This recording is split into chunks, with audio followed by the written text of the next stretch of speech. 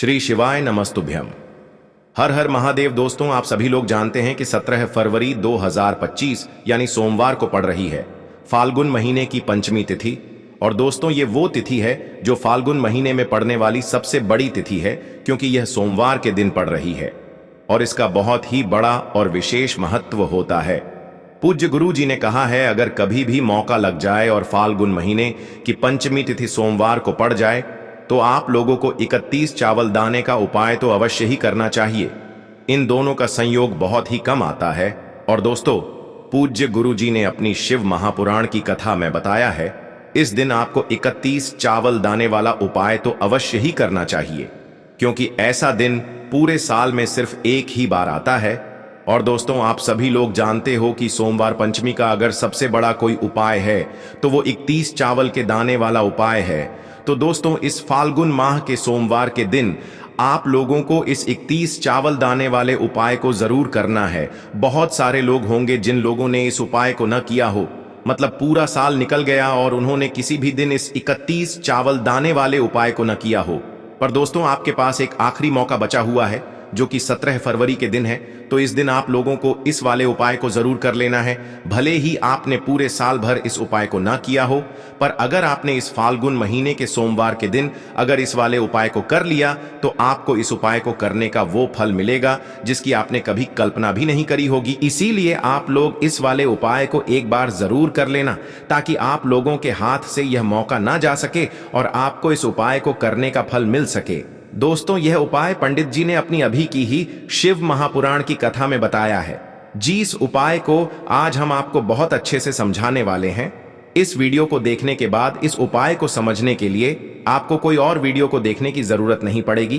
तो चलिए दोस्तों, उपाय को शुरू करते हैं। देखिए, यह इस फाल्गुन महीने के सोमवार के दिन यह इतना खास होता है, इतना महत्वपूर्ण होता है। देखा गया है, कभी कभी बड़े बड़े पूजा पाठ अनुष्ठान से जो मनोकामना पूर्ण नहीं होते, वो इस फाल्गुन महीने के दिन एक छोटे से उपाय करने से ही आपकी मनोकामना पूर्ण हो जाती है। और बहुत सारे लोगों ने इस उपाय को किया भी है और उनको इस उपाय को करने का फल भी जरूर मिला है। अगर आप लोग भी इस उपाय को करना चाहते हैं तो आप इस उपाय को पहले अच्छे से समझ लेना, सुन लेना, उसके बाद करना। आपको इस उपाय का फल जरूर मिलेगा। और इस उपाय को कर लेने से आपके घर में चाहे किसी भी प्रकार की दुख और समस्या क्यों ना चल रही हो, आपको उसका कारण भी नहीं पता है कि भाई यह समस्या किस कारण से चल रही है। उसका कुछ भी कारण हो सकता है, जैसे पितृदोष हो सकता है या किसी भी तरह का मंगल दोष भी हो सकता है। तो इस दिन आप लोगों को यह वाला उपाय कर लेना है। यह एक ऐसा उपाय है जिस उपाय को अगर किसी विशेष दिन पर किया जाए तो भाई उस विशेष दिन का जो है वह तो हमें मिलता ही मिलता है। पर हमने उस दिन पर इस उपाय को किया है तो हमें उससे भी बड़ा फल मिलता है, और फल बहुत जल्दी मिलता है, क्योंकि आप इस उपाय को बहुत ही बड़े और विशेष दिन पर कर रहे हो। तो चलिए अब उपाय के बारे में बात करते हैं। लेकिन उससे पहले आप लोगों को यह जानना आवश्यक है कि आखिर यह उपाय किस समय करना है, किसको करना है और कैसे करना है। तो चलिए हम आगे आपको वीडियो में एक एक करके बता देते हैं। लेकिन उससे पहले अगर आप लोग हमारे चैनल पर नए हैं तो हमारे चैनल को सब्सक्राइब कर लेना और इस वीडियो को लाइक करके कमेंट बॉक्स में श्री शिवाय नमस्तुभ्यम ओम नमः शिवाय जरूर टाइप कर देना। तो दोस्तों, इस 31 चावल के दाने वाले उपाय को हमें इस सोमवार के दिन कैसे करना है, किसको करना है, किस समय करना है और कहां पर करना है, ये सारे सवालों के जवाब आपको इस वीडियो में मिल जाएंगे। और जो ये वीडियो देखेगा भाई, उसको 31 चावल के दाने वाला उपाय जरूर करना चाहिए, क्योंकि इस दिन एक चावल दाने का भी बहुत ही बड़ा और विशेष महत्व होता है। और जब बात आ जाए 31 चावल के दाने की, तो ये सोने पे सुहागा वाली बात हो जाती है और ये एक बहुत ही बड़ा उपाय हो जाता है इस सोमवार पंचमी तिथि का। तो अब दोस्तों, इस 31 चावल के दाने वाले उपाय को आखिर करना किसको है, सबसे पहले हम लोग वो बात जान लेते हैं। तो देखो, घर की जो बड़ी माताएं बहनें होती हैं, उन माताओं बहनों में से कोई भी एक बड़ी माता बहन इस वाले उपाय को कर सकती है। और दोस्तों, अगर आप चाहें तो अपने घर में से सभी सदस्यों को भी इस उपाय को करवा सकते हैं। अगर किसी व्यक्ति की खुद की कोई मनोकामना है, खुद की कोई दुख और परेशानी है जो कि वह अपने लिए ही करना चाहता है, इस वाले उपाय को तो वह खुद अपने लिए भी कर सकता है। बाकी अगर कोई घर में से ऐसा है जो कि अपने पूरे घर परिवार की सुख और शांति के लिए ये वाला उपाय करना चाहता है, तो भाई वह भी कर सकता है, उसमें भी कोई दिक्कत वाली बात नहीं है। कहने का मतलब ये है कि इस उपाय को हर एक सदस्य भी कर सकता है और पूरे घर परिवार के सदस्य के लिए घर की बड़ी माताओं बहनों में से कोई एक माता बहन भी कर सकती है। माताएं बहनें अगर घर में उपस्थित न हो या वो यह वाला उपाय न कर पा रही हो, तो फिर घर का कोई बड़ा सदस्य भी इस 31 चावल के दाने वाले उपाय को कर सकता है, चाहे फिर वह पुरुष ही क्यों ना हो, उसमें कोई भी दिक्कत वाली बात नहीं है। अब दोस्तों, इस 31 चावल के दाने वाले उपाय को हमें करना कहां पर है? हमें इसे शिव जी के मंदिर में जाकर करना है। बहुत सारे लोग प्रश्न करते हैं, हर एक उपाय को करते समय क्या हम इस उपाय को घर पर कर सकते हैं? तो इस वाले उपाय को आप घर पर नहीं कर सकते हो।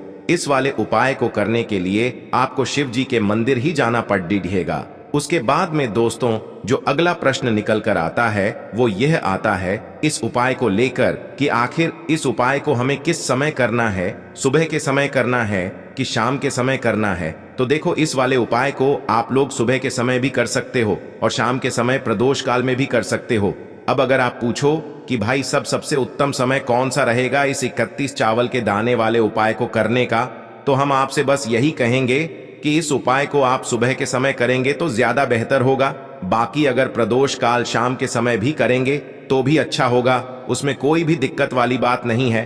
तो अब दोस्तों, जो अगली सबसे बड़ी और महत्वपूर्ण बात आती है वो यह आती है कि सुबह अगर हम उपाय को करेंगे तो हमें कितने बजे से लेकर कितने बजे तक के बीच में करना है, और शाम के समय प्रदोष काल में करेंगे तो हमें कितने बजे से लेकर कितने बजे के बीच में करना है। तो देखो, सुबह जितनी जल्दी हो सके आप उपाय को करने की कोशिश करना। बाकी अगर किसी कारणवश लेट भी हो जाओ, थोड़ी देर भी हो जाए, तो 10 या 11 बजे तक भी आप उपाय कर लेना, पर 12 बजे से ज्यादा देरी ना हो, ठीक है? इस बात का ध्यान रखना। उसके बाद में दोस्तों, अगर शाम के समय प्रदोष काल की बात करें, प्रदोष काल का जो समय होता है वो शाम के 6 बजे से शुरू हो जाता है। मतलब शाम के 6 बजे से लेकर 7 बजे के बीच का जो समय होता है, ये समय प्रदोष काल का समय होता है। पर अभी जो मौसम चल रहा है, इस मौसम में जो है शाम बहुत देरी से होती है, तो आप इस उपाय को 7 या 8 बजे के बीच में भी कर सकते हो।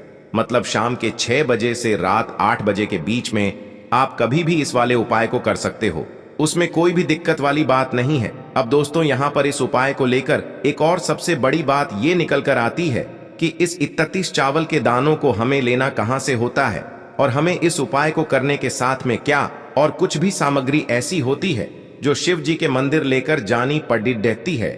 तो देखो, यहाँ पर हम आपको बता दें, सबसे पहले आप लोग यह जान लो कि यह जो 31 चावल के दाने वाला उपाय है, सिर्फ और सिर्फ आप उपाय की सामग्री लेकर कभी भी शिव जी के मंदिर मत जाना, क्योंकि हमें भगवान के सामने ये नहीं दर्शाना है कि अगर हम भगवान शिव जी के मंदिर आए हैं तो अपने फायदे के लिए आए हैं। तो इसलिए जो भी पूजन सामग्री है, उपाय सामग्री है, 31 चावल के दाने, इसके साथ में आपको पूजन सामग्री भी जरूर लेकर जाना है।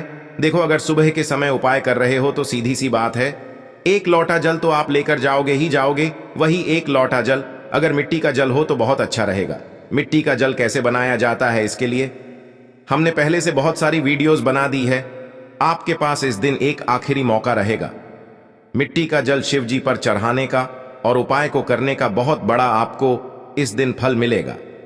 तो इसीलिए इस दिन हो सके तो भाई मिट्टी का जल चढ़ाना तो अपने साथ में कम से कम 1 लोटा जल तो आपको लेकर जाना ही जाना है। अगर मिट्टी का जल नहीं है तो घर का जल भी आप इस्तेमाल कर सकते हो। इसके अलावा जो भी पूजन सामग्री है, देखो 31 चावल के दाने ये अलग आपके रहेंगे, और जो आपकी पूजन सामग्री रहेगी वो अलग रहेगी। पूजन सामग्री में आप जो भी चीज लेकर जाना चाहे वो लेकर जा सकते हैं। एक बेलपत्र भी लेकर जा सकते हैं, उसमें कोई भी दिक्कत वाली बात नहीं है। वहीं अगर हम बात करें शाम के समय की, तो शाम के समय शिव जी पर जल नहीं चढ़ता है, इसीलिए शाम के समय आप लोग एक दीपक तैयार कर लें, जो कि गोलबत्ती का, आटे का, शुद्ध देसी गाय का घी का होगा, है ना? इस बात का आप लोगों को ध्यान रखना है, और इस दीपक को आपको घर से जलाकर नहीं लेकर जाना है। भगवान शिव जी के मंदिर में जाकर ही जलाना है। इस बात का भी आप लोगों को ध्यान रखना है। अब दोस्तों, यहां पर हमें इस बात को समझना है कि यह 31 चावल के दाने हमें लेना कहां से है। क्या हमें दुकान से लेकर आना है, या हमें अपने घर से लेना है, या कहां से लेकर आना है, और कौन से चावल लेना है, क्योंकि चावल भी बहुत प्रकार के होते हैं। तो देखो, इन सभी सवालों के जवाब आप लोग एक बात में सुन लो कि भाई ये जो उपाय है, इस उपाय में आपको ये नहीं देखना है कि भाई कौन से चावल है, कौन से चावल नहीं है।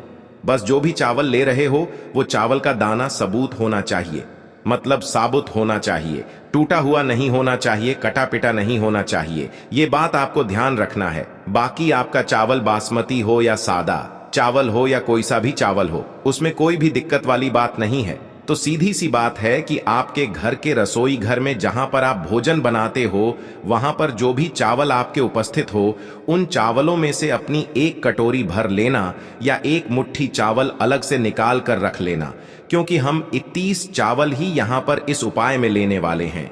तो हमें यह चावल के दाने गिनकर निकालने पर डिढेंगे। इस बात का आप लोगों को ध्यान रखना है।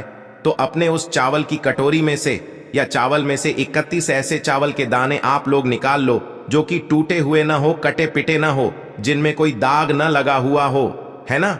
अच्छे साबुत चावल के दाने 31 दाने आप लोग निकाल कर रख लो, और इन्हें किसी भी एक कागज की पूड़िया में या किसी एक छोटी सी कटोरी में आप लोग रख लो, ताकि यह सुरक्षित रहे, आपके एक भी चावल का दाना इधर उधर ना हो, और आपका उपाय भी पूरा अच्छे से हो जाए।